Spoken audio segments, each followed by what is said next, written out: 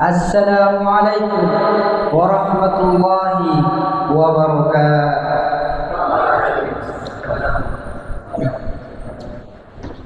Alhamdulillah, alhamdulillahil mahmud, al-malikil ma'bud, al-munzi'i minal ala'i ilal wujud. Asyhadu an la ilaha illallah wahdahu la syarika lah, tunjiqa ilaha min hawli yaumil maw'ud, wa asyhadu anna Muhammadan abduhu wa rasuluhu khairal mulud. Segala puji bagi Allah yang mana bersifat Ar-Rahman, Maha Penyayang, Maha Pengasih, tak pilih-pilih kasih. Yang bersifat Ar-Rahim, Maha Penyayang, tak pandang sayang. Yang menciptakan langit dan bumi ini yang tak berdiam, dan yang menciptakan gunung tak goyang-goyang, dan yang menciptakan di hati para insan sekalian rasa kekeluargaan dan kasih sayang. Salawat serta salam tak lupa pula kita curahkan kepada singa padang pasir, yakni buah hatinya Aminah, putranya Abdullah, yang berpangkat Nabiullah, yang bertitel Habibullah, tiada lain selain Nabi Muhammad sallallahu alaihi wasallam. Dialah Nabi yang menggulung tikar-tikar kemusyrikan dan menghamparkan permadani keislaman. Dialah Nabi yang membawa kita dari jurang kehinaan menuju puncak kejayaan yang Islam. Pada kesempatan kali ini saya akan membawakan kultum yang berjudul Idola yang Terlupakan. Kita semua pasti sudah tahu bahwa di alam kubur nanti kita akan ditanya tentang 3 hal, dan salah satu dari 3 hal tersebut adalah tentang Nabi kita sendiri. Apakah kita bisa yakin bisa menjawabnya jika kita sama sekali tidak mempelajarinya? Dan yang paling sederhana saja, apakah kita telah menuntaskan biografi Nabi kita Muhammad sallallahu alaihi wasallam? Diriwayatkan dari hadis Al-Bukhari dan Muslim dari hadis Al-Barra bin Azib bahwasanya ketika seorang muslim selesai dikuburkan dan dihadapkan pada alam akhirat, maka akan datang kepadanya 2 malaikat, yakni Munkar dan Nakir, dan yang akan bertanya kepada 3 mayit 3 pertanyaan, yakni Man rabbuka, siapakah Tuhanmu, wa ma dinuka, dan apakah agama, wa ma hadzal rajulul ladzi istafiqum, dan siapakah orang yang telah berlulus di antara kalian. 3 pertanyaan ini sepertinya mudah jawab jika didengar-dengar, namun jangan salah. 3 pertanyaan inilah yang disebut dengan fitnah kubur. Oleh karena itu, 3 pertanyaan pokok ini wajib untuk manusia mengetahuinya, baik secara lahir maupun batin. 3 pertanyaan ini adalah awal rahmat Allah dan azabnya. Dan sayangnya kaum muslimin di zaman sekarang telah diracuni oleh idola-idola masuk Islam. Mereka membahas tokoh-tokoh di bidang olahraga, bidang seni, bidang politik, dan bidang-bidang lainnya.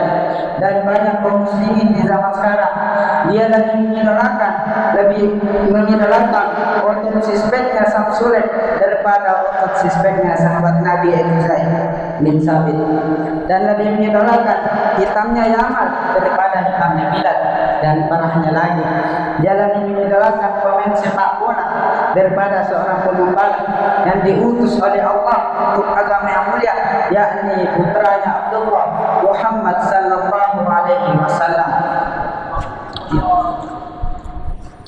Bahkan remaja muslim sekarang berusaha mencari tahu seluk-beluk idola mereka, dan bahkan sangat bangga jika ia bisa meniru cara berpakaian maupun tingkah laku idola mereka. Dan bahkan jika ditanya siapakah legenda olahragawan yang begini dan begini, tahun berapa dia lahir, umur berapa dia jago berolahraga, pasti mereka bisa menjawabnya.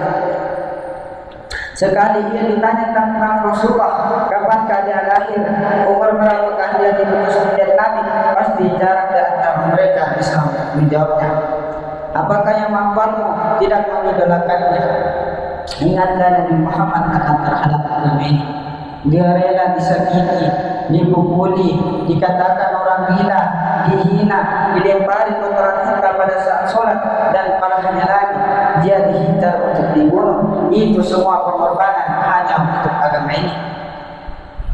Dan kaum muslimin sekarang banyak di antara mereka lebih mengidolakan Nabi Yamal daripada Nabi Muhammad dan para sahabatnya. Apakah yang dilakukan oleh Nabi Yamal terhadap agama ini? Apakah Jamal pernah merasakan apa yang telah dirasakan oleh Rasulullah? Apakah Yamal pernah tidur di atas tikar yang keras dan di bawah atap yang bolong-bolong? Dan apakah Yamal pernah dihincar untuk dibunuh dan diusir dari tempat kelahiran sendiri? Dan apakah dia pernah dilempari batu hingga wajahnya berdarah dan rahimnya hancur hanya untuk agama ini? Pasti kalian menjawab tidak. Akan tetapi jika kalian menjawab ya, maka saya sendiri saja mengatakan tidak. Kan tetapi Nabi kita Muhammad sallallahu alaihi wasallam telah melakukan itu semua hanya untuk agama ini. Maka dari itu cintailah Nabi kita atau idolakanlah Nabi kita, karena sebesar apapun keimanan kita tidak akan sempurna jika kita tidak mencintainya. Rasulullah bersabda, la yu'minu ahadun hatta ahabba ilaihi min waladihi wa walidihi wa nasi ajma'in. Rawahul Bukhari. Rasulullah bersabda,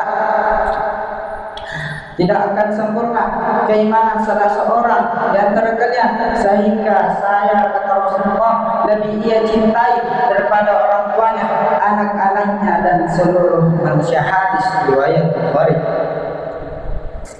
Dan ingatlah kisah yang sudah sering kita dengar, yang dimana pada saat yang seorang sahabat Nabi yang bernama Talha bin Ubaidillah, yang dimana pada saat Nabi terdesak oleh orang-orang kafir, Talha berkata, ya Rasulullah, jadikanlah kepala saya dan badan saya sebagai perisai untuk melindungimu. Dan sehingga Talha pun melindunginya, dan tangannya terlepas dan lebih dari 70 tebasan terdapat pada tubuhnya. Dari kisah di atas kita dapat mengambil pelajaran bahwa sahabat Nabi jangankan untuk melindungi Nabi saja, dia rela mempertaruhkan nyawanya. Dan kita pada zaman sekarang ini, Nabi kita dihina di media sosial dan kita hanya diam. Dan yang terakhir saya katakan kepada kalian, aina imanakum, aina imanakum, aina imanakum. Cukup sekian yang dapat saya sampaikan, kurang dan lebihnya mohon dimaafkan. Jika terdapat kesalahan pada perkataan saya tadi mohon dimaafkan. Wal ya'fu wal yasfahu. Wabillahi taufiq wal hidayah. Wassalamualaikum warahmatullahi wabarakatuh.